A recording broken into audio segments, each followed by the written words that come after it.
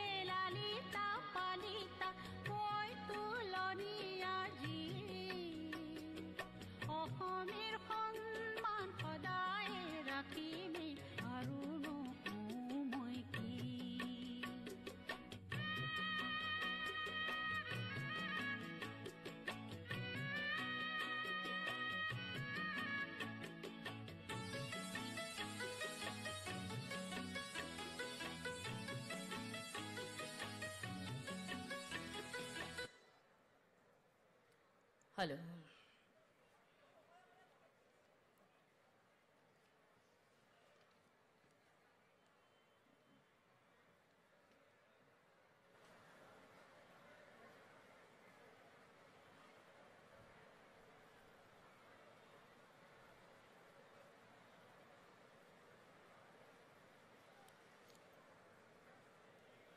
উষ্ম হাত চাপেৰে আমি আজিৰ এই বিশেষ সভাখনিলৈ আদৰণি জনাইছো অসমৰ মাননীয় মুখ্যমন্ত্ৰী ডক্টৰ হিমন্ত বিশ্ব শৰ্মা মহোদয়।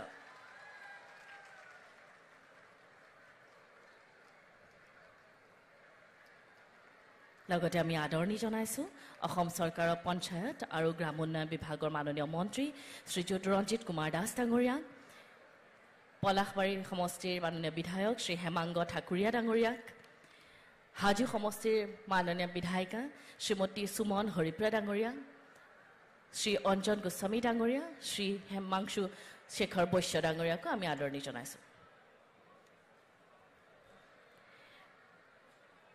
জাতীয় সংগীতৰ বাবে সকলোকে থিয় হ'বলৈ মই অনুৰোধ জনাইছোঁ।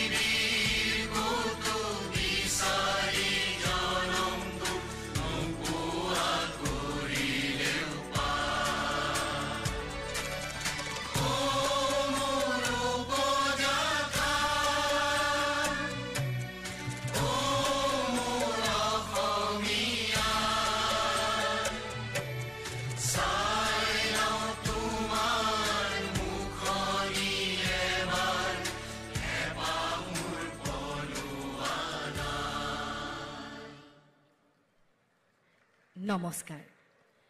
পৰম শ্ৰদ্ধাৰ সুধীবৃন্দ, অসমৰ উন্নয়নৰ যাত্ৰাক আৰু অধিক ত্বৰান্বিত কৰাৰ মানসেৰে আজি প্ৰধানমন্ত্ৰী আৱাস যোজনা গ্ৰামীণৰ অধীনত ৩ লাখতকৈও অধিক হিতাধিকাৰীক অসমৰ মাননীয় মুখ্যমন্ত্ৰী মহোদয় কৰকমলেৰে অনুমোদন পত্ৰ বিতৰণ তথা শুভেচ্ছা বাণী বিতৰণৰ অসম চৰকাৰৰ পঞ্চায়ত আৰু গ্ৰামোন্নয়ন বিভাগে আয়োজন কৰা এই বিশেষ কেন্দ্ৰীয় সভাখনিলৈ মই আপোনাসবক শ্ৰদ্ধাপূৰ্বক আদৰণি জনাইছোঁ।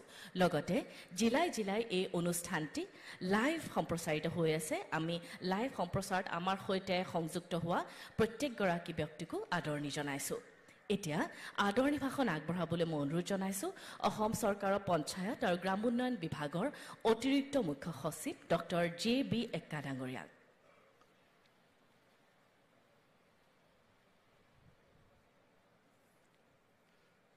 आज ये अबार मुख्य अतिथि माननीय मुख्यमंत्री डॉक्टर हेमंत बिश्व शर्मा सर, मंचोत उपस्थित पंचायत एंड रूरल डेवलपमेंट विभाग और माननीय मंत्री श्री रंजीत कुमार दास सर, पलाशबारी माननीय विधायक श्री हेमांग ठाकुरिया डांगोरिया,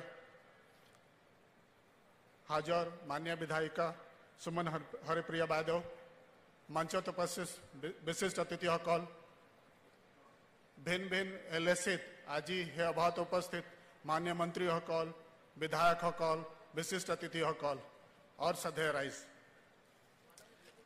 आज अखम कारण एटा ऐतिहासिक दिन। आज एकेलगे प्रधानमंत्री आवास योजना 2.0 आमी बोली कह तारे 3.88 लाख बेनिफिशियरी हकल कारण एकेलगे सैंक्शन लेटर दिया जाबो। हेटु सैंक्शन लेटर लगते तेखेतकलक आज हेटे फर्स्ट इन्स्टलमेंट दिया जाब। मैं आज विशेष भाव हे प्रोग्रामत आम माननीय मुख्यमंत्री डॉक्टर हेमंत बिश्व शर्माक अनुरोध करिছোঁ तेखेतर स्ट्रंग लिडरशिपर कारण आम पंचायत रूरल डेवलपमेंट डिपार्टमेंटत विशेष भाव प्रधानमंत्री आवास योजना काम खूब भालके आग बढ़ाई लब पारिছোঁ। 2016 पर एतियालके आम 20 लाख घर कम्प्लीट करिছোঁ और ये 20 लाख घरर भीतर 2021 पर 2025 लके आम 16 लाख घर कम्प्लीट करिছোঁ। अपनी चाब पारिब तेखेतर नेतृत्व समय केनेका कामबिलाक आग बाढ़ी गई। मैं लगते आज आमार माननीय मंत्री रंजीत कुमार दास सरक वेलकम जनाइছোঁ। तेखेते आमाक कन्टिन्यूअसली गाइडेंस दी आछे और तेखेते नेतृत्व आमी अखमत आजिलके 26 लाख 11,000 सैंक्शन पाइছোঁ प्रधानमंत्री आवास योजना कारण और अहा बছৰ আমি आशा কৰিছোঁ एप्रिल मे माह 3.8 लाख और पाम हेतु मिलाई आमार अलमोस्ट 30 लाख टार्गेट आमार हो যাব। मैं भाविছোঁ हे धरणे यदि आमी काम কৰি যাওঁ तेते अखमत आमी जे কৈছোঁ हाउसिंग फॉर ऑल आमी अचिव কৰিব পাৰোঁ। तार ভিতৰত এনেকুৱা আছে যে बहुत बेनिफिशियरी থাকি গৈছে, তেখেতে যে ঘৰ পাবলগীয়া হৈছে পোৱা নাই, তেখেতৰ ক্ষেত্ৰত মাননীয় প্ৰধানমন্ত্ৰী মহোদয় লগতে আমাৰ মুখ্যমন্ত্ৰী মহোদয় এটা নতুন ইনিচিয়েটিভ লৈছে, এটা নতুন সাৰ্ভে কাম ষ্টাৰ্ট হৈছে। এই সাৰ্ভে কথা আমি ডিটেইলকৈ জনাওঁ, লেকিন এতিয়া আমাৰ উদ্দেশ্য সেইটো আছে যে এই সাৰ্ভেবিলাক হ'ব, আমি ভালকৈ সাৰ্ভে কৰিম যাতে কোনো আৰু থাকি নাযায়। যিমান এলিজিবল বেনিফিচিয়াৰী আছে তাকে সাৰ্ভে কৰিব পাৰোঁ আৰু এনেকৈ লিষ্ট বনাওঁ যাতে কোনো এলিজিবল মানুহ এবাৰ থাকি নাযায় আৰু চবক প্ৰধানমন্ত্ৰী আৱাস যোজনা 2.0 লগতে আমি সেইটো ঘৰ দিব পাৰিবলৈ আমি সম্ভৱ হ'ম, সক্ষম হ'ম। এইটো ঘৰ আমি দিছোঁ, ঘৰ লগতে আমি 95 ডেজ মনৰেগা ৱেজেছ দিওঁ, লগতে টয়লেট দিয়া যায়, গেছ কানেকশ্যন দিয়া যায়, ইলেক্ট্ৰিচিটি কানেকশ্যন দিয়া যায় আৰু লগতে জল জীৱন মিছন যোগেদি পানী কানেকশ্যন দিয়া যায়। আজি যি চেংচন লেটাৰ দিয়া হৈছে আমি আশা কৰিছোঁ এই ঘৰবিলাক আমি ডিচেম্বৰ ভিতৰত পূৰ্ণৰূপে কমপ্লিট কৰি দিম আৰু অহা বছৰ যি আমি ঘৰ পাম সেইটো আমি ফেব্ৰুৱাৰীৰ ভিতৰত কমপ্লিট কৰিবলৈ আশা কৰিছোঁ। মই বেছি দীঘলীয়া কথা নকওঁ, মই আকৌ পুনৰবাৰ আপোনাৰ চবক ৱেলকাম জনাইছোঁ। বিশেষভাৱে আমাৰ মুখ্যমন্ত্ৰী মহোদয়, আমাৰ মন্ত্ৰী মহোদয় আৰু জিলাত আমাৰ যি উপস্থিত মন্ত্ৰী আৰু MLA সকল আছে চবক মই ৱেলকাম জনাইছোঁ, বেনিফিচিয়াৰীসকল ৱেলকাম জনাইছোঁ আৰু ৰিকুৱেষ্ট কৰিছোঁ বেনিফিচিয়াৰীসকল যি আজি টকা পাব সেইটো ভালকৈ ইউটিলাইজ কৰিব, সময়মতে ঘৰ বনাব, কেলৈ সেইটো ওৱান টাইম অপৰচুনিটি আছে ঘৰ বনাবলৈ, সেইটো ভালকৈ সদুপয়োগ কৰি আপোনাৰ ঘৰ বনাব। ইমানে কৈ মই মন্তব্য শেষ কৰিছোঁ। ধন্যবাদ। ধন্যবাদ ডাঙৰীয়া। পৰম শ্ৰদ্ধাৰ সুধীবৃন্দ, প্ৰধানমন্ত্ৰী আৱাস যোজনা গ্ৰামীণৰ অধীনত নতুন হিতাধিকাৰী চিনাক্তকৰণৰ বাবে আৱাস প্লাছ 2024 জৰীপৰ ওপৰত নিৰ্মিত এখনি এনিমেটেড ভিডিঅ' এতিয়া আমি আপোনাসৱৰ আগত আগবঢ়াইছোঁ।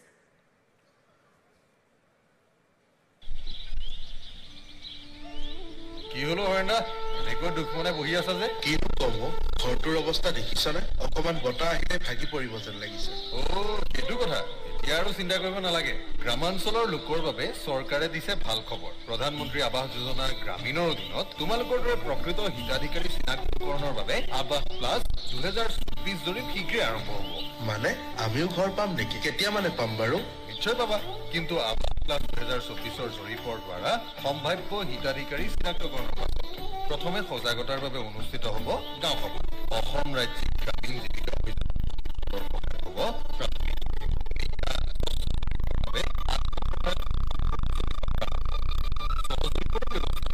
আৰু এই জৰীপ কৰিব পাৰিব। প্ৰাথমিক জৰীপৰ তথ্যৰ ভিত্তিত তালিকা প্ৰস্তুত কৰিবলৈ পুনৰ পতা হ'ব গাঁও সভা। সভাই প্ৰস্তুত কৰা প্ৰাথমিক খচৰা তালিকা গাঁও পঞ্চায়ত তথা খণ্ড উন্নয়ন বিষয়াৰ কাৰ্যালয়ত ৰাজহুৱা প্ৰদৰ্শনৰ বাবে এসপ্তাহ পৰ্যন্ত ৰখা হ'ব, যাতে ওজৰ আপত্তিবোৰ নিষ্পত্তি কৰিব পাৰি। পৰৱৰ্তী পৰ্যায়ত প্ৰাথমিক খচৰা বিধানসভা কমিটিয়ে পৰীক্ষা কৰাৰ পিছত জিলা পৰ্যায়ৰ কমিটিৰ দ্বাৰা অনুমোদিত হ'ব লাগিব। কেন্দ্ৰীয় চৰকাৰৰ গ্ৰামোন্নয়ন মন্ত্ৰালয়ৰ দ্বাৰা পৰিচালিত আৱাস প্লাছ 2024 এপৰ জৰিয়তে পূৰ্ব পঞ্জীয়নকৃত জৰীপকাৰীৰ দ্বাৰা কৰা হ'ব চূড়ান্ত জৰীপ। তাৰমানে সকলো মানুহেই এই ঘৰ পাব? নহয়, গৃহহীন লোক, নিঃস্ব অথবা ভিক্ষাবৃত্তিত নিয়োজিত লোক, হৰিজন, আদিম জনজাতি, আইনীভাৱে মুকলি কৰি দিয়া বন্ধুৱা শ্ৰমিক আদি লোকে এই আঁচনিৰ অধীনত ঘৰ লাভ কৰিব।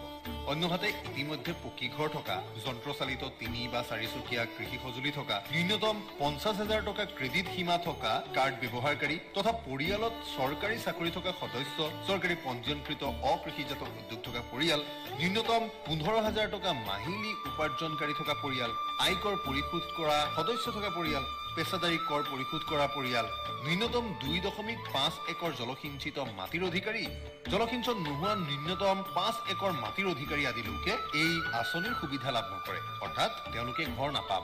এইবোৰৰ বাবে নথি পত্ৰ বহুত জমা দিব লাগিব চাগে? নাই, বহুত নহয়। পৰিয়ালৰ প্ৰতিজনৰ আধাৰ কাৰ্ড, জব কাৰ্ড আৰু আধাৰ সংযুক্ত বেংক একাউণ্টৰ নথি জমা দিলেই হ'ল। এতিয়া প্ৰতিজন যোগ্য হিতাধিকাৰীয়ে পাব তেওঁলোকৰ সপোনৰ ঘৰখন। 17 মাৰ্চৰ পৰা 26 মাৰ্চলৈ চলিব এই জৰীপ।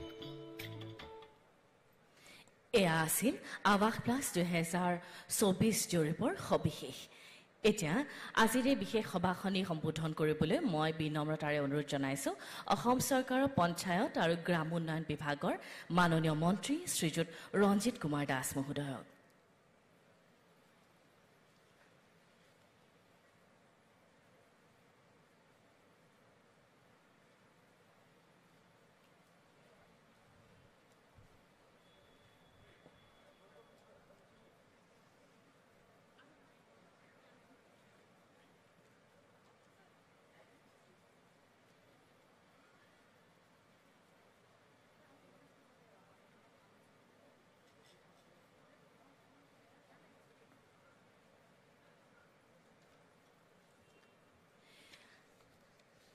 মাননীয় মন্ত্ৰী মহোদয়ৰ বক্তব্যৰ পূৰ্বে আমি এতিয়া অনুৰোধ জনাইছোঁ স্থানীয় বিধায়ক শ্ৰী হেমাংগ ঠাকুৰীয়াক আজিৰ এই অনুষ্ঠানত তেখেতৰ বহুমূলীয়া ভাষণ প্ৰদান কৰিবলৈ।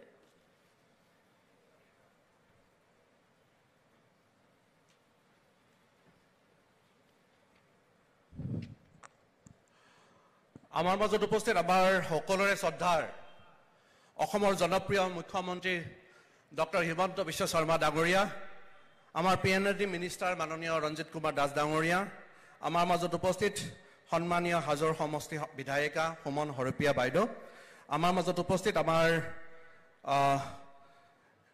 JB একটা ডাঙৰীয়া, আমাৰ মাজত উপস্থিত কীৰ্তি জলি বাইদেউ, আমাৰ মাজত উপস্থিত আমাৰ কামৰূপৰ DC দেৱকুমাৰ মিশ্ৰ ডাঙৰীয়া, আমাৰ মাজত উপস্থিত বিশিষ্ট সমাজকৰ্মী অঞ্জন গোস্বামী ডাঙৰীয়া, অনুপ কুমাৰ মেধি ডাঙৰীয়া, হিমাংশু বৈশ্য ডাঙৰীয়াকে প্ৰমুখ কৰি মঞ্চত উপস্থিত বিশিষ্ট ব্যক্তিসকল, উপস্থিত আমাৰ তিনিটা সমষ্টিৰ পৰা অহা উপস্থিত ৰাইজ, আপোনালোক আটাইকে শ্ৰদ্ধা জ্ঞাপন কৰিছোঁ। মই পোনপ্ৰথমে ধন্যবাদ জ্ঞাপন কৰিছোঁ অসম চৰকাৰক যে আজি কেন্দ্ৰীয়ভাৱে যি আজি প্ৰধানমন্ত্ৰী আৱাস যোজনাৰ যি ঘৰৰ প্ৰথম কিস্তি বিতৰণ কৰিব, সেই সভাখন পলাশবাৰী সমষ্টিত অনুষ্ঠিত কৰাৰ কাৰণে মই ধন্যবাদ জ্ঞাপন কৰিছোঁ। আৰু তাত মাননীয় মুখ্যমন্ত্ৰী মহোদয় সহযোগিতা কৰিছে আৰু সেইটো কাৰণে মাননীয় মুখ্যমন্ত্ৰী মহোদয়ৰ কাৰণে এটা ডাঙৰ হাতচাপৰি হ'ব লাগে নিশ্চয়কৈ। আমি সকলোৱে জ্ঞাত ডক্টৰ হিমন্ত বিশ্ব শৰ্মা ডাঙৰীয়া মাননীয় মুখ্যমন্ত্ৰী মহোদয় দক্ষিণ কামৰূপক বিশেষকৈ যথেষ্ট ভাল পায়, দক্ষিণ কামৰূপক তেওঁ যথেষ্টখিনি দিছে। আমি সকলোৱে জানো যে আমাক ইতিমধ্যে পলাশবাৰী শুৱালকুছি ব্ৰিজ দিছে, আমাক আটাইতকৈ ডাঙৰ উপহাৰ দক্ষিণ কামৰূপত দিছে Indian institute of management, Ayurvedic college আমাৰ হ'ব গৈ আছে। চ' সেইটো কাৰণে মাননীয় মুখ্যমন্ত্ৰী মহোদয়ৰ কাৰণে আৰু এটা ডাঙৰ হাতচাপৰি হ'ব লাগে। মই বেছি দীৰ্ঘতা নকৰোঁ, সকলোকে মই পুনৰবাৰ অন্তৰৰ পৰা ধন্যবাদ জ্ঞাপন কৰি মই মোৰ শুভ বক্তব্য সামৰণি মাৰিছোঁ। ধন্যবাদ। বিধায়ক ডাঙৰীয়ালৈ আমি ধন্যবাদ জ্ঞাপন কৰিছোঁ। এতিয়া মই অনুৰোধ জনাইছোঁ অসম চৰকাৰৰ পঞ্চায়ত আৰু গ্ৰাম উন্নয়ন বিভাগৰ মাননীয় মন্ত্ৰী শ্ৰীযুত ৰঞ্জিত কুমাৰ দাস মহোদয়ক তেখেতৰ বহুমূলীয়া ভাষণ প্ৰদান কৰিবলৈ।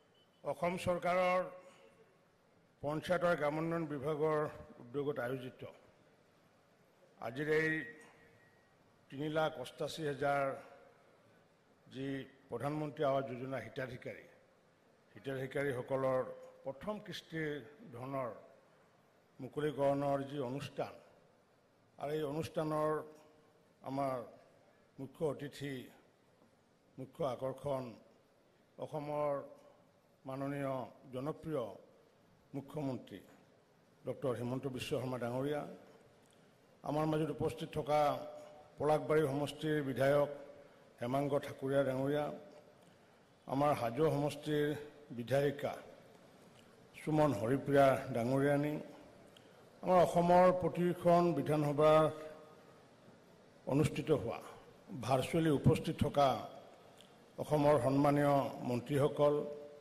সন্মানীয় বিধায়কসকল আৰু সন্মানীয় অতিথিসকল, ভাৰ্চুৱেলি যিসকলে উপস্থিত আছে, মই সকলোকে আন্তৰিক ধন্যবাদ জনাইছোঁ।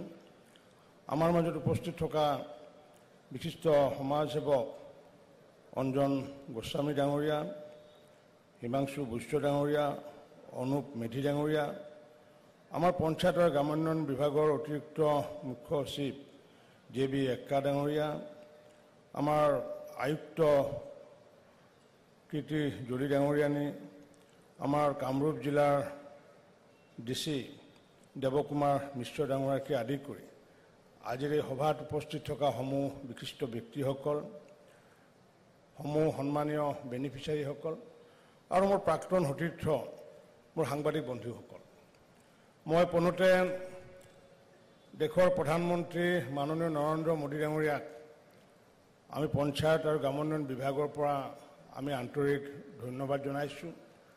কাৰণ ইতিমধ্যে যি ভাৰত চৰকাৰে আমাক যি পূৰ্বতে যি প্ৰধানমন্ত্ৰী আৱাস যোজনাৰ যি আঁচনি, সেই আঁচনিৰ প্ৰায় 20,40,000 ঘৰ আমাক আবণ্টন দিছিলে আৰু সেই 20,40,000 ঘৰৰ ভিতৰত ইতিমধ্যে আমাৰ পঞ্চায়ত বিভাগৰ প্ৰতিগৰাকী বিষয়া কৰ্মচাৰীসকলৰ সহায় সহযোগত আমি ইতিমধ্যে অলমষ্ট 20 লাখ ঘৰ অৰ্থাৎ 19,95,000 ঘৰ ইতিমধ্যে আমি সম্পূৰ্ণ কৰিবলৈ সক্ষম হৈছোঁ। ইয়াৰ উপৰিও যেহেতু মাননীয় মুখ্যমন্ত্ৰী ডক্টৰ হিমন্ত বিশ্ব শৰ্মা ডাঙৰীয়াৰ আগ্ৰহত ভাৰত চৰকাৰে আমাক পুনৰ দ্বিতীয়বাৰৰ কাৰণে ঘৰ আগবঢ়ালে 1,71,000 আৰু শেহতীয়াকৈ আমাৰ পঞ্চায়ত গ্ৰামোন্নয়ন বিভাগৰ কেন্দ্ৰীয় চৰকাৰৰ মন্ত্ৰী শিৱৰাজ সিং চৌহান ডাঙৰীয়াই গুৱাহাটীত যেতিয়া আহিছিলে অহাৰ প্ৰাক মুহূৰ্তত মাননীয় মুখ্যমন্ত্ৰী ডক্টৰ হিমন্ত বিশ্ব শৰ্মা ডাঙৰীয়াই নতুন দিল্লীলৈ গৈ তেখেতে আহ্বান জনাইছিলে যে আমাৰ এতিয়াও বহু মানুহৰ ঘৰ পাবলগীয়া আছে, গতিকে পাবলগাখিনি যদি ব্যৱস্থা কৰি দিয়ে ভাল হয়। আৰু যাৰ কাৰণে শিৱৰাজ সিং চৌহান ডাঙৰীয়াই মুখ্যমন্ত্ৰী হিমন্ত বিশ্ব শৰ্মা ডাঙৰীয়াৰ আগ্ৰহত তেখেতে পুনৰ 3,88,000 ঘৰ আমাক আবণ্টন দিছিলে আৰু সেই 3,88,000 ঘৰৰ আজি প্ৰথম কিস্তিৰ ধন আজি মাননীয় মুখ্যমন্ত্ৰী ডাঙৰীয়াই আনুষ্ঠানিকভাৱে মুকলি কৰি দিব আৰু প্ৰথম কিস্তিত 37,000 টকা পাব। মই মাননীয় মুখ্যমন্ত্ৰী ডক্টৰ হিমন্ত বিশ্ব শৰ্মা ডাঙৰীয়াক ধন্যবাদ জনাইছোঁ এইকাৰণে যে তেখেতৰ যি কৰ্ম তৎপৰতা বা যি কৰ্ম সংস্কৃতি, সেই কৰ্ম সংস্কৃতিৰ ফলস্বৰূপে আমি অসমত এক ইতিহাস ৰচিবলৈ সক্ষম হৈছোঁ। কাৰণ আমি জানো যে মাননীয় মুখ্যমন্ত্ৰী ডাঙৰীয়াই 24 ঘণ্টাৰ ভিতৰত 20 ঘণ্টা কাম কৰে আৰু প্ৰতিটো পল, প্ৰতিটো মিনিট, প্ৰতিটো ঘণ্টা তেখেতে কামত নিয়োজিত কৰে, কামত সমৰ্পণ কৰে, সমৰ্পিত কৰে। আৰু তেখেতৰ যি ৱৰ্ক কালচাৰ বা তেখেতৰ যি কৰ্ম সংস্কৃতি, সেই কৰ্ম সংস্কৃতি আমি পঞ্চায়ত গ্ৰামোন্নয়ন বিভাগৰ প্ৰতিগৰাকী আমি মন্ত্ৰীয়ে হওক, প্ৰতিগৰাকী বিষয়া হওক, প্ৰতিগৰাকী কৰ্মচাৰী, একেবাৰে GRS, GPCকে আদি কৰি একেবাৰে তৃণমূল পৰ্যায়ত পঞ্চায়তত থকা ব্যক্তিসকল তেখেতৰ কৰ্ম সংস্কৃতিক আমি মূল আধাৰ হিচাপে লৈ তেখেতৰ নেতৃত্বত আজি 4টা বছৰ মাননীয় মুখ্যমন্ত্ৰী ডাঙৰীয়া সম্পূৰ্ণ হোৱা নাই, কিন্তু এইখিনি সময়ত আমি উল্লেখযোগ্য সফলতা লাভ কৰিব পাৰিছোঁ যে 3.5টা বছৰত 15 লাখতকৈ অধিক ঘৰ ভাৰতবৰ্ষত ক'তো নিৰ্মাণ কৰিব পৰা নাই। একমাত্ৰ নিৰ্মাণ যদি হৈছে অসমত হৈছে আৰু সেয়া হৈছে মাননীয় মুখ্যমন্ত্ৰী ডক্টৰ হিমন্ত বিশ্ব শৰ্মা ডাঙৰীয়াৰ বলিষ্ঠ যি কৰ্ম সংস্কৃতিক, সেই কৰ্ম সংস্কৃতিক আমি আধাৰ হিচাপে লোৱাৰ ফলস্বৰূপে অতি কম সময়ৰ ভিতৰত এতিয়া যদিও আমি 19,95,000 ঘৰ আমি সম্পূৰ্ণ কৰিছোঁ, 19,95,000 ঘৰৰ ভিতৰত 15 লাখ ঘৰ তেখেতৰ নেতৃত্বত তেখেতে মুখ্যমন্ত্ৰীৰ দায়িত্ব লোৱাৰ পিছত 15 লাখ ঘৰ একেলগে ইমান কম সময়ৰ ভিতৰত ভাৰতত চাগে ইমান কম সময়ত ক'তো নিৰ্মাণ কৰা নাই। যাৰ কাৰণে মই মুখ্যমন্ত্ৰী ডক্টৰ হিমন্ত বিশ্ব শৰ্মা ডাঙৰীয়াৰ কৰ্ম সংস্কৃতিক আমি সকলোৱে আগুৱাই নিয়াৰ কাৰণে সকলোৱে এবাৰ ডাঙৰকৈ হাত চাপৰি দিব লাগে। কাৰণ তেখেতৰ কৰ্ম সংস্কৃতিৰ এইটো ফল আজি। যি কি নহওক, আমি সকলোৱে অধীৰ অপেক্ষাৰে সমগ্ৰ অসমতে আমি ভাৰ্চুৱেলি বেনিফিচিয়াৰীসকলো ৰৈ আছে। মই সমগ্ৰ অসমত সংযুক্ত হোৱা এই 3,88,000 আজি ইয়াৰ সভাৰে হওক বা ভাৰ্চুৱেলি উপস্থিত থকা প্ৰতিটো সমষ্টিত যি অনুষ্ঠান হৈ আছে, সেই অনুষ্ঠানত উপস্থিত থকা বেনিফিচিয়াৰীসকল, সেই অনুষ্ঠানত উপস্থিত থকা আমাৰ মন্ত্ৰীসকল, বিধায়কসকলৰ লগতে আমাৰ তাত জিলা আয়ুক্তসকলৰ লগতে CDC-সকলৰ লগতে প্ৰতিটো ব্লকৰ মই আমাৰ খণ্ড উন্নয়ন বিষয়াই হওক বা জিলা পৰিষদৰ COই হওক, প্ৰতিগৰাকী ব্যক্তিক, জিলাত উপস্থিত থকা প্ৰতিগৰাকী ব্যক্তিক মই আন্তৰিক ধন্যবাদ জনাই মই মোৰ বক্তব্য শেষ কৰিছোঁ। নমস্কাৰ, ধন্যবাদ। মাননীয় মন্ত্ৰী মহোদয়লৈ আমি ধন্যবাদ জ্ঞাপন কৰিলোঁ। এতিয়া মই অসমৰ মাননীয় মুখ্যমন্ত্ৰী মহোদয়ক আজিৰ এই সভাখনিক আনুষ্ঠানিকভাৱে 10 গৰাকী হিতাধিকাৰীক PMAYGৰ অনুমোদন পত্ৰ তথা শুভেচ্ছা বাণী পত্ৰ তেখেতৰ কৰকমলেৰে বিতৰণ কৰিবলৈ মই অনুৰোধ জনাইছোঁ। আগুৱাই আহিব শ্ৰী অমূল্য কুমাৰ।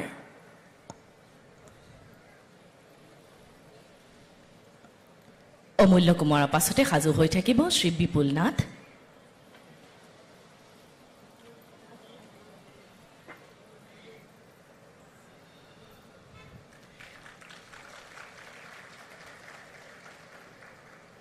ছয়গাঁৱৰ শ্ৰী অমূল্য কুমাৰ, তেখেতৰ পিছতে বিপুল নাথ।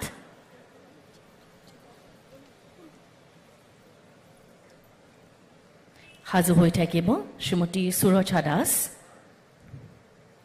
এয়া ছয়গাঁৱৰ বিপুল নাথ। আগুৱাই আহিব সুৰক্ষা দাস। সাজু হৈ থাকিব শ্ৰী মুকুন্দ দাস। এয়া শ্ৰীমতী সুৰজা দাস। আগুৱাই আহিব শ্ৰী মুকুন্দ দাস। এয়া শ্ৰী মুকুন্দ দাস। তেখেতৰ পাছতে সাজু হৈ থাকিব শ্ৰী দিলীপ দাস।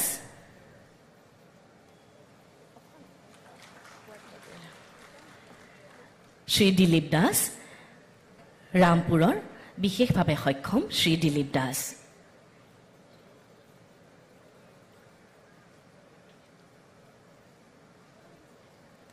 দিলীপ দাসৰ পাছতে সাজু হৈ থাকিব শ্ৰীমতী বৰ্ণালী নাথ। আগুৱাই আহিব শ্ৰীমতী বৰ্ণালী নাথ, ৰামপুৰৰ বিশেষভাৱে সক্ষম তেখেত শ্ৰীমতী বৰ্ণালী নাথ, ৰামপুৰ। সাজু হৈ থাকিব শ্ৰীমতী ববিতা দাস।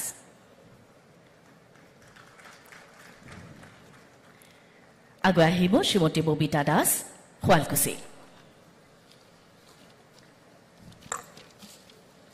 ববিতা দাসৰ পাছতে সাজু হৈ থাকিব মনামিকা গগৈ। আগুৱাই আহিব শ্ৰীমতী মনামিকা গগৈ। মনামিকা গগৈৰ পাছতে শ্ৰীমতী মামণি কলিতা।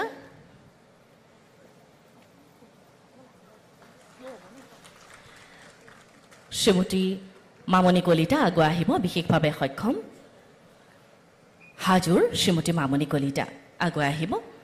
তেখেতৰ পাছতে শেষৰ গৰাকী হিতাধিকাৰী শ্ৰী কৃষ্ণ দাস সাজু হৈ থাকিব।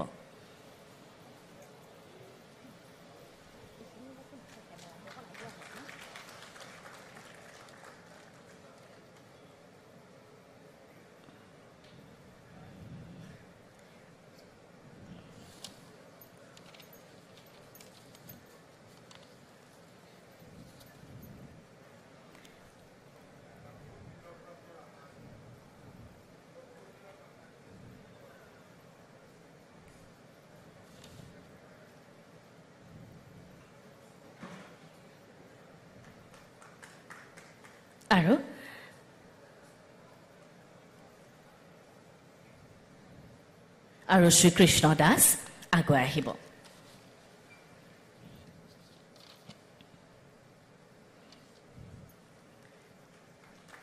আজি এই সভাখনি 10 গৰাকী হিতাধিকাৰীক আনুষ্ঠানিকভাৱে পত্ৰ বিতৰণ কৰা হ'ল। মাননীয় মুখ্যমন্ত্ৰী মহোদয়লৈ আমি ধন্যবাদ জ্ঞাপন কৰিছোঁ। এতিয়া মই বিনম্ৰ অনুৰোধ জনাইছোঁ আমাৰ দূৰদৰ্শী নেতা অসমৰ মাননীয় মুখ্যমন্ত্ৰী ডক্টৰ হিমন্ত বিশ্ব শৰ্মা মহোদয়ক তেখেতৰ বহুমূলীয়া ভাষণ প্ৰদান কৰিবলৈ। খবৰ কেনেকুৱা, ভালনে বেয়া? চবৰে বেংক একাউণ্ট আছে নে নাই? কাৰ কাৰ আছে হাত দাঙকচোন। বাপৰে, ঠিক আছে। আজি বা কালি, আজিয়ে পইচাটো সোমাব, কিন্তু কাৰোবাৰ কালি বা পৰহিৰ ভিতৰতো সোমাব। ঠিক আছে? এতিয়া ভাল লাগিছে নে বেয়া লাগিছে? এতিয়া ভাল লাগিছে যদি মাৰ আকৌ হাত চাপৰি এটা, মাইহঁত ভাল কৰি। এতিয়াই ভাল লাগিছে।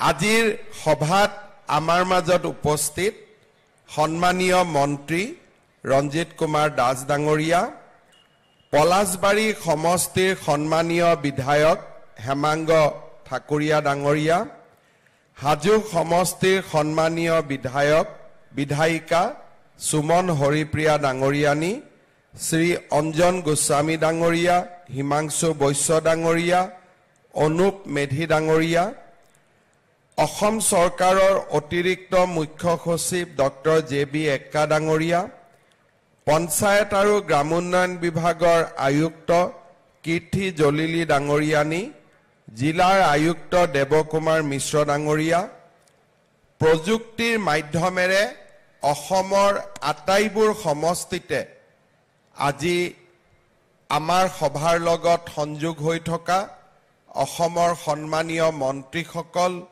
বিধায়কসকল, আমাৰ অতিথিসকল আৰু সমগ্ৰ অসমতে এই সভা শুনি থকা শ্ৰদ্ধাৰ ৰাইজ, আই মাতৃসকল আৰু যুৱক যুৱতী, বন্ধু বান্ধৱীসকল, প্ৰধানমন্ত্ৰী নৰেন্দ্ৰ মোদী ডাঙৰীয়া, তৃতীয়বাৰৰ বাবে ভাৰতৰ প্ৰধানমন্ত্ৰী নিৰ্বাচিত হোৱাৰ পিছত তেখেতে ভাৰতবাসী ৰাইজক এটা প্ৰতিশ্ৰুতি দিছিলে নিৰ্বাচনৰ সময়ত যে মই যদি তৃতীয়বাৰৰ বাবে প্ৰধানমন্ত্ৰী হওঁ তেতিয়াহ'লে মই আৰু 5 কোটি ভাৰতবাসীক প্ৰধানমন্ত্ৰী আৱাস যোজনাৰ ঘৰ উপলব্ধ কৰোৱাম। প্ৰধানমন্ত্ৰী ডাঙৰীয়াক আপোনালোকে ভোট দিছিলে বা যোনে ভোট দিয়াও নাই, আজি প্ৰধানমন্ত্ৰী ডাঙৰীয়াই শাসনভাৰ লৈয়েই তেওঁ প্ৰথম মনত পেলাইছিলে যে নিৰ্বাচনৰ সময়ত মই কি কি প্ৰতিশ্ৰুতি দিছিলোঁ। তেওঁ প্ৰথম প্ৰতিশ্ৰুতি দিছিলে যে মই আৰু 5 কোটি মানুহক প্ৰধানমন্ত্ৰী আৱাস যোজনাৰ ঘৰ দিম, জ্যেষ্ঠজনক মই স্বাস্থ্যৰ বিনামূলীয়া সুবিধা প্ৰদান কৰিম, কৰ্মচাৰীসকলৰ বাবে ইউনিফাইড পেঞ্চন স্কিম আনিম। এই ধৰণে তেখেতে যিমান প্ৰতিশ্ৰুতি দিছিলে এই গোটেইবোৰ প্ৰতিশ্ৰুতিয়ে তেওঁ বাস্তৱত ৰূপায়ণ কৰাৰ বাবে আজি কামত আগবাঢ়িছে। আমাৰ অসমত আমি বহুতবিলাক প্ৰধানমন্ত্ৰী আৱাস যোজনাৰ ঘৰ ইতিমধ্যে আমি নিৰ্মাণ কৰিছোঁ। আমাৰ ৰাজ্যখনত এতিয়ালৈকে 20 লাখতকৈও অধিক লোকে পকী গৃহ লাভ কৰিবলৈ সক্ষম হৈছে। আৰু মোৰ মনত আছে যে নিৰ্বাচনৰ আগত মাৰ্চ মাহত যোৰহাট জিলাৰ মেলেং মেটেলিত পথাৰত আমি এখন সভা আহ্বান কৰিছিলোঁ। আজি যেনেকৈ আমি 3,88,000 লোকক প্ৰথম কিস্তিৰ ধন দিম, সিদিনাখন আমি একেলগে 5,55,555 গৰাকী হিতাধিকাৰীৰ হাতত আমি ঘৰৰ চাবি তুলি দিছিলোঁ। তাৰ আগতেও যাৰ ভূমি নাছিলে তেওঁলোকক এটা ক্লাষ্টাৰলৈকে আনি আমি নাহৰকটীয়াত 113 ঘৰ মানুহক একেলগে সমজুৱাভাৱে এটা আমি আৱাস যোজনাৰ কলনী নিৰ্মাণ কৰি দিছিলোঁ। তাৰ আগতে ছেপ্টেম্বৰ মাহত আমি 1,71,593 গৰাকীক আৰু যোৱা বছৰৰ 9 জানুৱাৰীত আমি প্ৰধানমন্ত্ৰী আৱাস যোজনাৰ 50,000 লোকৰ গৃহ প্ৰৱেশ অনুষ্ঠান আৰম্ভ কৰিছিলোঁ। মই যদি আপোনালোকক অলপ বুজাব খোজো, বহুতৰ যেতিয়া নিজৰ ঘৰৰ নামটো নাহে তেতিয়া মানুহজনৰ খং উঠে যে মোৰ ঘৰটো মই কিয় নাপালো। আমি এটা কথা সকলোৱে বুজি পাব লাগিব যে এবাৰতে প্ৰধানমন্ত্ৰী ডাঙৰীয়াই সকলোকে যদি ঘৰ দিও দিয়ে, আমাৰ বজাৰত চিমেণ্টৰ নাটনি হ'ব, ইটাৰ নাটনি হ'ব, শিলৰ নাটনি হ'ব। আৰু এক বেগ চিমেণ্টত যদি 300 টকা আৰু একেলগে যদি ভাৰতবৰ্ষৰ 5 কোটি মানুহক প্ৰধানমন্ত্ৰী ডাঙৰীয়াই প্ৰথম কিস্তি দি দিয়ে, সকলোৱে যেতিয়া চিমেণ্ট ইটাৰ দোকানলৈকে যাব তেতিয়ালে যি ইটাৰ দাম যদি 3,000 টকা, ইটা বেপাৰীয়ে 6,000 টকা বিচাৰিব, চিমেণ্ট 500 টকা বিচাৰিব। কাৰণ বস্তুৰ যেতিয়া নাটনি হয় তেতিয়া মূল্য বৃদ্ধি হয়। সেইবাবে আমি পৰিকল্পনা কৰি যে এই বছৰ 5 লাখ মানুহক ঘৰ দিম, অহা বছৰ 5 লাখ মানুহক ঘৰ দিম, পিছৰ বছৰ 5 লাখ মানুহক ঘৰ দিম, যাতে ইটা ভাটাৰ মালিকে ক'ব নোৱাৰে যে মোৰতো ইটাই নাই। যাতে যেতিয়া আমাৰ গাঁৱত আপোনালোকে চাব 10জন মানুহে যেতিয়া একেলগে ঘৰ বনাব খোজে, শ্ৰমিকৰো মূল্য বৃদ্ধি পায়, ইটাৰ দামো বাঢ়ে, শিলৰ দামো বাঢ়ে, চিমেণ্টৰ দামো বাঢ়ে, ৰং লোৱা মিস্ত্ৰীৰ দামো বাঢ়ে।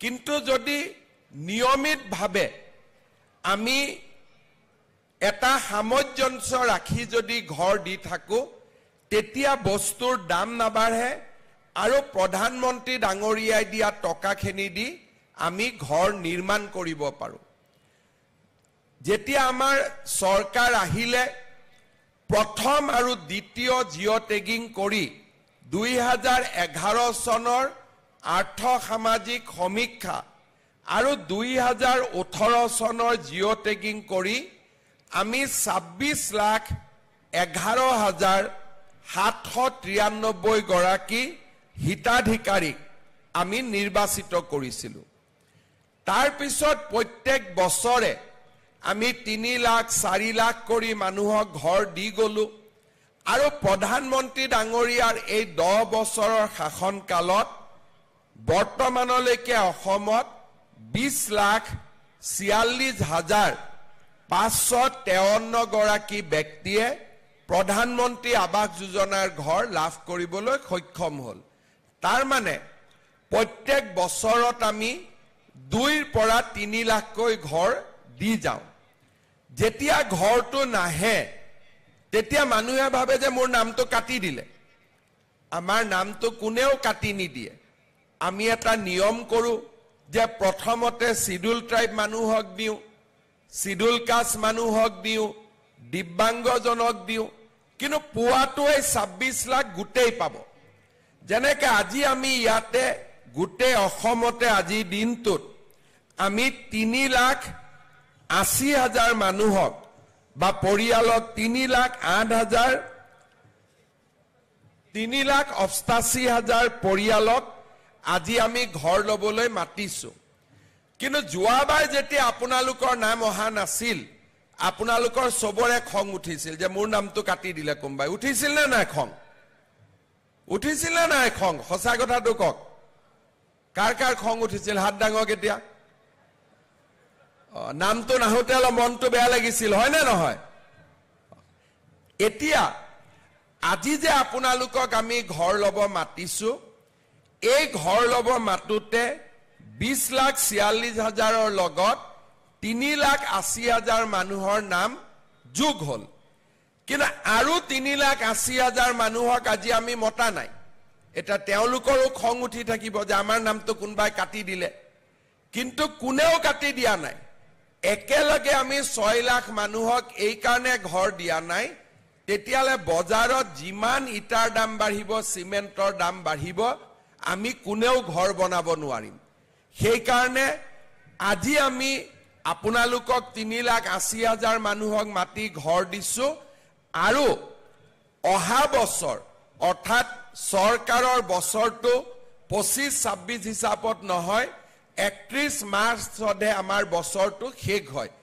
তাৰ মানে এপ্ৰিলৰ পিছত আৰু সেপ্টেম্বৰ মাহৰ ভিতৰত বা অক্টোবৰ মাহৰ ভিতৰত আমি অসমত এনেকৈ আজি যিবিলাকে আমাক বেয়া পাই আছে নমতা কাৰণে তেনেকুৱা 3,80,000 মানুহক মাতি আনি আমি আকৌ ঘৰ দিম আৰু তেতিয়া আমাৰ অসমত ঘৰ পোৱা মানুহৰ সংখ্যা হ'ব 26,11,793টা কিন্তু এই দুইটা এই বছৰ 3,80,000 ঘৰ দিলো অহা বছৰ 3,80,000 ঘৰ দিলো কিন্তু তাৰ পিছতো আমাৰ অসমত আৰু 10-12 লাখ পৰিয়াল থাকি যাব যোনে ঘৰ পাব পৰা নাই তেওঁলোকে মনত ভাবি আছে যে আমাৰ নামটো দেখোন লিষ্টতো নাই গতিকে আমাকতো তেওঁলোকে চৰকাৰেতো আমাক ঘৰ নিদিব কিন্তু প্ৰধানমন্ত্ৰী ডাঙৰীয়াই মোক কৈছে যে অসমৰ প্ৰতি গৰাকী দুখীয়া পৰিয়ালক তেওঁ একোটাকৈ ঘৰ দিবই আৰু এইটোৱে হৈছে তেওঁৰ প্ৰতিশ্ৰুতি এতিয়া আজি আপোনালোকে ঘৰ পালে অলপ পিছতে গধূলিৰ ভিতৰত 2 লাখ মানুহৰ একাউণ্টত প্ৰথম কিস্তিৰ 37,000 টকা 37,000 কিমান 500 37,500 টকা জমা হ'ব আৰু 1,80,000 বেংকে একেদিনাই কৰিব দিগদাৰি পাইছে অহা কালি বা পৰহিৰ ভিতৰত আপোনালোকৰ বাকীখিনিৰো টকাটো জমা হ'ব আৰু তাৰ পিছত আপোনালোকক আজি আমি যেনেকৈ লিখি দিছোঁ প্ৰথম কিস্তি দ্বিতীয় কিস্তি তৃতীয় কিস্তি কেনেকৈ পাব তাৰ বিষয়েও আপোনালোকক আমি অৱগত কৰিছোঁ যে এই ধৰণে আপোনালোকে কামবোৰ কৰি গৈ থাকিলে আপোনালোকে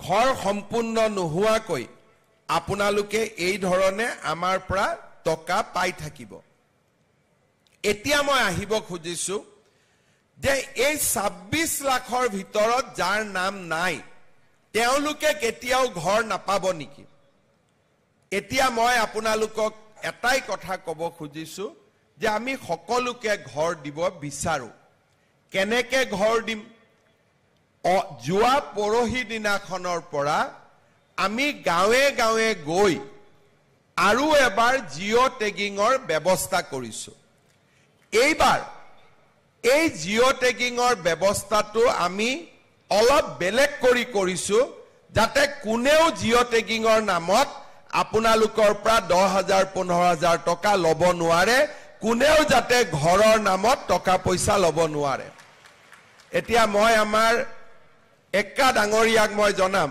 টকা লোৱাৰ কথা কওঁতে চবে হাত চাপৰি মাৰি দিয়ে তাৰমানে কোনবাই ঘৰৰ নামত টকা বিচাৰে হয়নে নহয় বিচাৰে নে নাই এইটোৱে হৈছে আটাইতকৈ ডাঙৰ কথা আপোনালোকক এইবাৰ আমি এটা হোৱাটছআপ নম্বৰ দিম আৰু যোন বেটাই আপোনালোকৰ পৰা টকা বিচাৰিব তাৰে নাম হোৱাটছআপত আপোনালোকে পঠাই দিব হ'বনে আৰু বাকি তাক কি কৰিব লাগে তাৰ ব্যৱস্থাটো মই কৰিম হ'ব গতিকে আপোনালোকে প্ৰথম কিস্তিটো তাক টকা নিদিব দ্বিতীয় কিস্তিটো টকা নিদিব তৃতীয় কিস্তিটো টকা নিদিব দিব নেকি আকৌ টকা কাকো টকা নিদিব হ'ব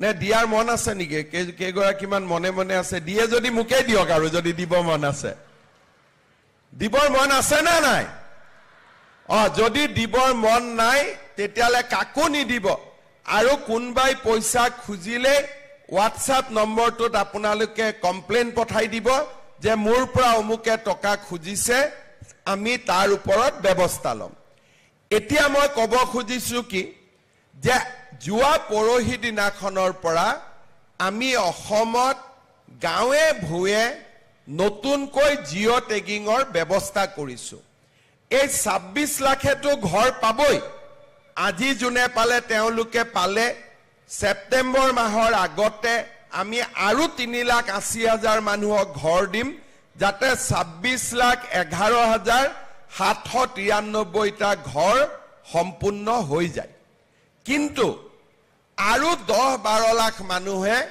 আমাৰ মতে ঘৰ পাব লাগে কেনেকৈ পাব তেওঁলোকে এইবাৰ আমি নিয়ম কৰিছোঁ কি যে আমাৰ বিভাগৰ কৰ্মচাৰীসকল গাঁৱলৈকে নাযায় গাঁৱত কোন যাব আমাৰ জীৱিকা সখী বাইদেউসকলক এইবাৰ আমি ট্ৰেইনিং কৰি দিছোঁ যে আপোনালোকে কাষৰ গাঁওখনত নিজৰ গাঁওখনত নহয় কাষৰ গাঁওখনত গৈ ঘৰ নোহোৱা মানুহৰ ফৰ্ম ফিল আপ কৰক আৰু ঘৰটোৰ ফটো তোলক এই কামত জীৱিকা সখী বাইদেউসকলৰ লগতে গাঁৱৰ যদি কোনোবা আৰু লোকে কয় যে ময়ো সহায় কৰি দিম দুখীয়া মানুহখিনি দেখুৱাত আমাৰ বিধায়কসকলেও যদি কয় যে মোৰো মানুহ এজন লগত দি দিম কোনো আপত্তি নাই কাৰণ প্ৰত্যেকজন দুখীয়া মানুহৰ ফটো উঠক আমাৰ কি আপত্তি মোদী ডাঙৰীয়াই পইচা দিব আমাৰ লওঁতে কি আপত্তি আছে আমাৰ লওঁতেতো কোনো আপত্তি নাই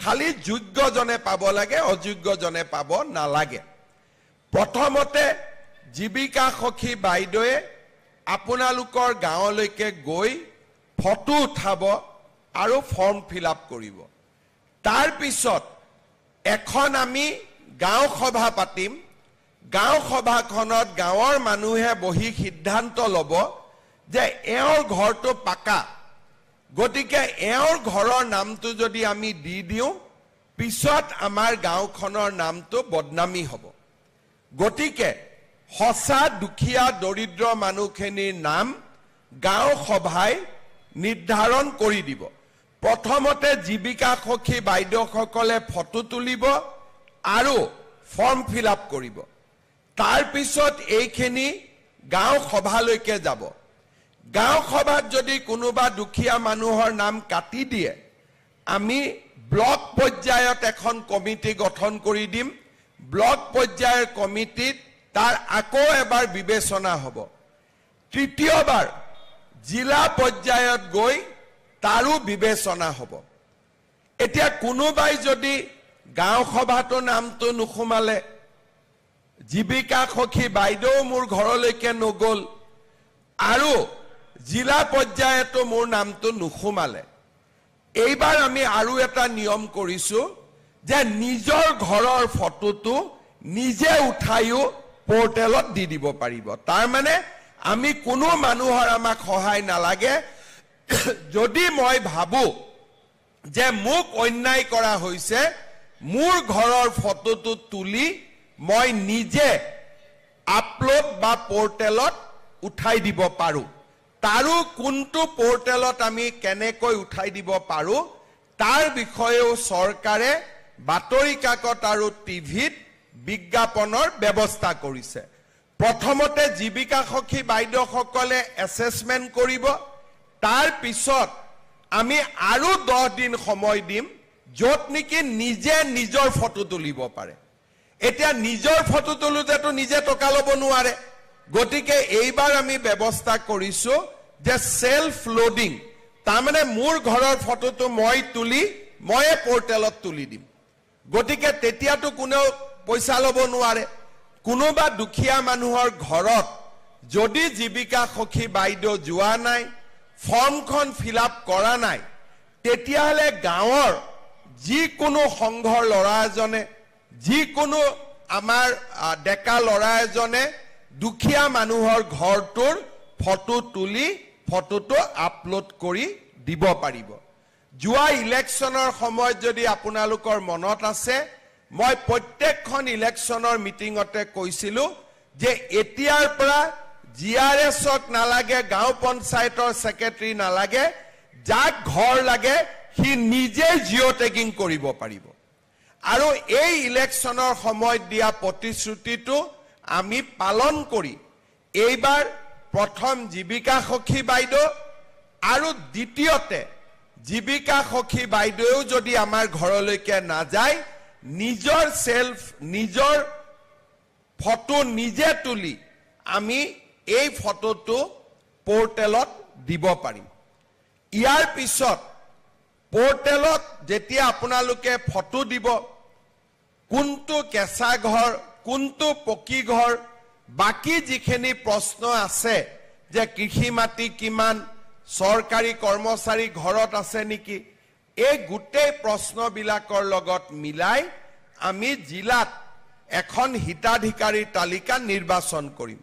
আৰু লাষ্টত একেবাৰে শেষত আমাৰ চৰকাৰৰ কৰ্মচাৰীসকলে গৈ আপোনালোকৰ ঘৰটোৰ ফাইনেলি যি লেটিচিউড লগ্নিটিউড যি লাগে এই গোটেইবিলাক লৈ সিলেক্টেড তালিকাখনৰ ওপৰতে তেওঁলোকে গৈ ফটোটো আকৌ এবাৰ আপলোড কৰিব কাৰণ নিজে ফটো তুলুতে জীৱিকা সখী বাইদেৱে ফটো তুলুতে ভুলো হ'ব পাৰে কিন্তু যেতিয়া চৰকাৰী কৰ্মচাৰীয়ে গৈ ফটো তুলিব তাত আৰু টকা পইচা দিবলগীয়া একো নাথাকিব কাৰণ সেইখনে হ'ল সিলেক্ট লিষ্ট অৰ্থাৎ ফাইনেল লিষ্টখনৰ ওপৰতহে তেওঁলোকে গৈ ফটো তুলিব গাঁও সভা তাৰ আগতেই হৈ যাব ব্লক তাৰ আগতেই হৈ যাব জিলা তাৰ আগতেই হৈ যাব আপোনালোকে গমেই পাব যে মোৰ নামটো সিলেকশন হৈ গল তাৰ পিছত আনুষ্ঠানিকতাখিনিহে আমাৰ চৰকাৰী কৰ্মচাৰীসকলে কৰিব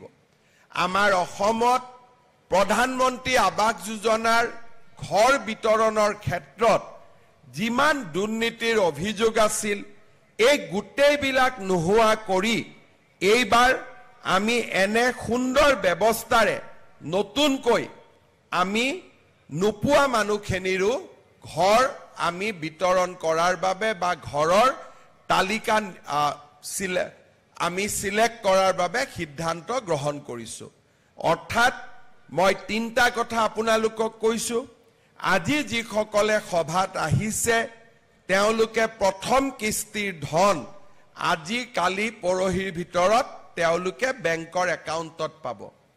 দ্বিতীয়, যাৰ নাম লিষ্টত আছে, কোনোবাই কৈছে মোৰ নামটো কাটি দিলে, কাৰো নাম কোনেও কাটি দিয়া নাই। অহা বছৰ অৰ্থাৎ এপ্ৰিলৰ পৰা অহা বছৰ বুলি ক'লে 2026 নহয়, 2025 চনৰ ভিতৰতে আমি বাকী 3,80,000 মানুহকো আমি ঘৰ দিয়াৰ ব্যৱস্থা কৰিম। আৰু যাৰ ঘৰ নাই, কোনো লিষ্টত নাই, তেওঁলোকৰ বাবে মই কোৱা পদ্ধতিটোৰে জীৱিকা সখী বাইদেউসকলৰ জৰিয়তে আমি জিঅ' টেগিঙৰ ব্যৱস্থা কৰিম। আজি আপোনালোকে মিটিঙৰ পৰা যাব, যিবিলাকে ঘৰ পোৱা নাই তেওঁলোকে আপোনালোকক অলপমান হিংসা কৰিব যে এওঁলোকে পালে আমাক নাপালে। আপোনালোকে তেওঁলোকক বুজাই দিব যে কোনো হিংসা কৰিবলগীয়া নাই। মুখ্যমন্ত্ৰী ডাঙৰীয়াই কৈছে যে নোপোৱাবিলাকৰো আমি সমীক্ষা আৰম্ভ কৰিছো। আমাৰ গাঁৱৰ প্ৰত্যেকগৰাকী দুখীয়া মানুহক নৰেন্দ্ৰ মোদীয়ে ঘৰ দিবই, এইটোৱে হৈছে আমাৰ সংকল্প। আৰু আপোনালোকৰ কোনোবা গাঁৱত খুৰাৰ ল'ৰা থাকিব, খুৰাৰ ছোৱালী থাকিব, কোনোবা গাঁৱৰ ভাগি থাকিব, কোনো আত্মীয় স্বজন থাকিব, যোনে দুখীয়া মানুহ হোৱা সত্ত্বেও ঘৰ পোৱা নাই, তেওঁলোকক আপোনালোকে এই নিয়মখিনি বুজাই দিব। মই যিখিনি এতিয়া আপোনালোকক বুজাই ক'লো, পাৰিব নে নাই বুজাই ক'ব? পাৰিব? কোনে কোনে পাৰিব হাত ডাঙক? আচ্ছা, চবেই পাৰিব। তেতিয়া আৰু আপোনালোকক কোনেও আজি বেয়া নাপায়। আৰু আপোনালোকে যদি কাবাক ভুলতে ঘৰৰ নামত পইচা দিছে, সেইখিনিও আপোনালোকে খুজি ল'ব। খুজি ল'ব পাৰিব নে নাই? পাৰিব নে নাই খুজিবৰ কাৰণে? কোনে কোনে পাৰিব হাত ডাঙকচোন। আচ্ছা, কোনে কোনে পইচা দিছে প্ৰথম এইটো হাত ডাঙক।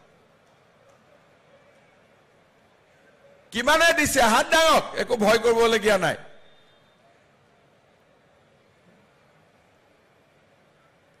ঠিক আছে, যিকেইগৰাকীয়ে হাত দাঙিছে তেওঁলোকেও যাক পইচা দিছে খুজি ল'ব, আৰু যোনে হাত দাঙা নাই তেওঁলোকেও যাক আজি আপোনালোকে যদি কাবাক পইচা দিছে আপোনালোকে পইচা ঘূৰাই ল'ব।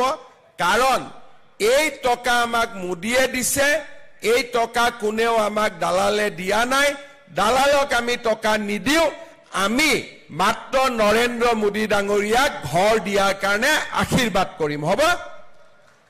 কৰিম নে নহয় আশীৰ্বাদ? আৰু আশীৰ্বাদটো মুখেদি নকৰে, আশীৰ্বাদটো পদুম চিহ্নত ভোট দি কৰে। সেইটো বুজি পায় নে নাপায়? আশীৰ্বাদটো মুখেদি কৰিলে নহ'ব, ইলেকশ্যনত ভাল আশীৰ্বাদ কৰিব লাগিব, তেতিয়াহে মোদী ডাঙৰীয়াৰ গাত লাগিব আশীৰ্বাদটো। নহ'লে বাহিৰৰ পৰা আশীৰ্বাদ দি থাকিলেতো গাত নালাগিব। যেতিয়া মোদী ডাঙৰীয়াক আমি সকলোৱে মিলি বাৰে বাৰে জিকাই থাকিম, তেতিয়াহে আমাৰ আশীৰ্বাদটো গাত লাগিব। আজি আৰু এটা মই আঁচনিৰ কথা ক'ব খুজিছো। আপোনালোকে জানে যে আমাৰ 3টা আঁচনি আজিৰ দিনত কাম আমাৰ চলি আছে। এটা হৈছে গাঁৱে ভূঞে এতিয়া আমি অৰুণোদয় প্ৰপত্ৰ বিতৰণ কৰি আছো। যিসকলে আগতে 26 লাখ মানুহে অৰুণোদয় পাইছিলে, এতিয়া আমাৰ অৰুণোদয় প্ৰায় 37 লাখ মানুহে পাব। কিছুমানে হয়তো এতিয়া আৰু দুখীয়া মানুহ কিছুমানে অৰুণোদয় ফৰ্ম গৈ পোৱা নাই। মই তেওঁলোককো এইটো কথা ক'ব খুজিছো যে এইবাৰৰ ফৰ্ম ফিলআপখিনি হৈ যোৱাৰ পিছত ছেপ্টেম্বৰ মাহত বাদ পৰি যোৱা আৰু 3 লাখ 4 লাখ মানুহক আমি অৰুণোদয় দিয়াৰ ব্যৱস্থা কৰিম। অৰ্থাৎ মোৰ লক্ষ্য হ'ল যাতে দুখীয়া মানুহ অৰুণোদয়ৰ পৰা বাদ পৰি নাযায়। সেইবাবে আপোনালোকে আজি আমি যি অৰুণোদয় ফৰ্ম ফিলআপ কৰি আছো, আপোনালোকে সোনকালে ভাল কৰি ফৰ্মখিনি ফিলআপ কৰি দিব, যাতে আমি অৰুণোদয় হিতাধিকাৰী হিচাপে আপোনালোকক নিৰ্বাচিত কৰিব পাৰো। তৃতীয়তে, আপোনালোকে এইবাৰ জানি ভাল পাব, আপোনালোকৰ কাৰ কাৰ ঘৰত ৰেচন কাৰ্ড আছে? হাত উঠাওকচোন। আচ্ছা, চবৰ ঘৰতে ৰেচন কাৰ্ড আছে। ইমান দিনে আমি ৰেচন কাৰ্ডত মাত্ৰ চাউল দিছিলোঁ এইবাৰৰ পৰা অহা 1 অক্টোবৰৰ পৰা আপোনালোকে ৰেচন কাৰ্ডত দালি বজাৰতকৈ 25 টকা কম দামত আপোনালোকে 1 কেজি দালি কিনিব পাৰিব অৰ্থাৎ বজাৰত যদি দালিৰ দাম 100 টকা আপোনালোকে ৰেচনৰ দোকানত 75 টকাত দালি কিনিব পাৰিব চেনিও 1 কেজি চেনি আপোনালোকে বজাৰৰ দামতকৈ 25 টকা কম দামত আপোনালোকে 1 কেজি চেনিও কিনিব পাৰিব আৰু নিমখো বজাৰতকৈ 10 টকা দামত আপোনালোকে 1 কেজি নিমখো কিনিব পাৰিব আৰু যাৰ পৰিয়ালত ৰেচন কাৰ্ডত 5 জনতকৈ বেছি নাম আছে তেওঁলোকক আমি 2 কেজিকৈ দালি 2 কেজিকৈ চেনি আৰু 2 কেজিকৈ নিমখ আমি কম দামত দিয়াৰ ব্যৱস্থা কৰিম তাৰ মানে বজাৰতকৈ এতিয়া চাউলটো আপোনালোকে বিনা পইচাত পালে চাউলৰ লগে লগে দালি নিমখ আৰু চেনিও আপোনালোকে বজাৰতকৈ কম দামত আপোনালোকে কিনিব পাৰিব অৰ্থাৎ আমাৰ দুখীয়া মানুহে বজাৰত যদি 100 টকা দালিৰ দাম আপোনালোকে 75 টকাতে কিনিব পাৰিব এই কামটো আমি 1 অক্টোবৰৰ পৰা আৰম্ভ কৰিম ইয়াৰ লগে লগে আমাৰ মহিলাসকলে বিশেষকৈ আত্মসহায়ক গোটৰ বাইদেউসকলে যি 10,000 টকা আঁচনিত ফৰ্ম ফিল আপ কৰিছিল মুখ্যমন্ত্ৰীৰ মহিলা উদ্যমিতা আঁচনি এই আঁচনিখনৰো ধন আমি 1 এপ্ৰিল আজিৰ পৰা 12 দিন পিছৰ পৰা আমি বিলোৱা আৰম্ভ কৰিম 1 এপ্ৰিলত বিহালী সমষ্টিত আমি প্ৰথম 10,000 টকাটো দিয়া আৰম্ভ কৰিম তাৰ পিছত এটা এটাকৈ 126টা সমষ্টিতে আমি এই ধন বিতৰণৰ কাম আমি হাতত লম আৰু যিসকল মহিলাই এই 10,000 টকাটো পোৱাৰ বাবে নিৰ্বাচিত হৈছে তেওঁলোকৰো নাম আমি 1 এপ্ৰিল তাৰিখে ঘোষণা কৰিম ফোন যোগে আপোনালোকক আমি জনাই দিম যে বাইদেউ আপুনি 10,000 টকাটো পাবৰ বাবে আপুনি নিৰ্বাচিত হৈছে এই 10,000 টকাটো পোৱাৰ পিছত যিসকলে এই 10,000 টকাটো ভালকৈ খৰচ কৰিব ভৱিষ্যতে তেওঁলোকক আমি আৰু 25,000 টকা বেংকৰ পৰা 12,500 চৰকাৰৰ পৰা 12,500 টকা দিয়াৰ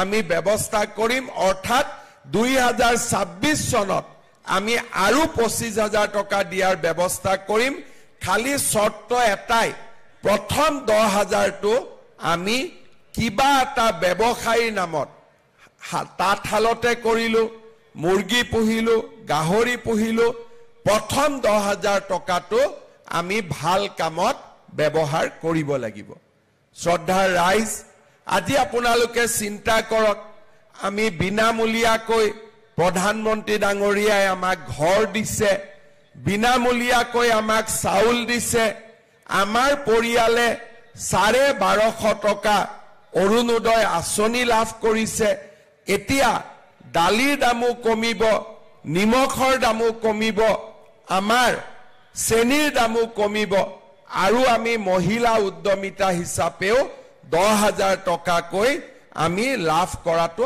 আৰম্ভ কৰিম ইমান দুখীয়া দৰিদ্ৰ মানুহৰ কাৰণে আমাৰ ৰাজ্যত কোনেও আগতে এনেকে চৰকাৰী আঁচনি হাতত লোৱা নাছিল এই প্ৰথম বিজেপি আৰু মিত্ৰ দল সকলে লগ লাগি চৰকাৰ গঠন কৰাৰ পিছত এনেকৈ আমি নতুন নতুন আঁচনিৰে দুখীয়া মানুহখিনিক সহায় কৰাৰ বাবে চেষ্টা কৰিছো আপোনালোকে আমাক আশীৰ্বাদ দিব আশীৰ্বাদ মানে কি মই আপোনালোকক আগতে বুজাই দিছো যাতে আমি আগলৈ গৈ ইয়াতকৈও বেছি কাম আপোনালোকৰ কাৰণে কৰিব পাৰো আৰু আপোনালোকক আগবঢ়াই লৈ যাব পাৰো আজি আমাৰ এই সভালৈ পলাকবাৰী সমষ্টিৰ পৰা ৰাইজ আহিছে হাজু শুৱালকুছিৰ পৰা ৰাইজ আহিছে আমাৰ বকু সমষ্টিৰ ৰাইজ আহিছে আৰু কামৰূপ জিলাৰ বিভিন্ন সমষ্টিৰ ৰাইজ আজিৰ সভালৈ আহিছে ঠিক সেই ধৰণে আমাৰ অসমৰ প্ৰতিখন জিলা সমজিলা আৰু আমাৰ সমষ্টি ভিত্তিক সভা অনুষ্ঠিত হৈছে আৰু ৰাইজে এই সভাত আমাৰ ভাষণ যাতে শুনিব পাৰে তাৰ বাবেও চৰকাৰে ব্যৱস্থা কৰিছে মই যিহেতু একে সময়তে সকলো সমষ্টিতে যাব নোৱাৰো তাৰ বাবে মই চৰকাৰৰ আঁচনিখিনিৰ বিষয়ে আপোনালোকক পলাশবাৰীৰ পৰাই আপোনালোকক অৱগত কৰিলো নিকা স্বচ্ছ নিযুক্তি নিকা স্বচ্ছ আঁচনি এই গোটেইবিলাকৰ জৰিয়তে আমি অসমত এটা নতুন পৰিৱেশ নিৰ্মাণৰ বাবে দেহে কেহে কাম কৰিছো আপোনালোকে আশীৰ্বাদ দিব আপোনালোকৰ আশীৰ্বাদত আমি যাতে ইয়াতকৈ বেছি কাম আপোনালোকৰ কাৰণে কৰিব পাৰো বহুত বহুত ধন্যবাদ জয় হিন্দ বন্দে মাতৰম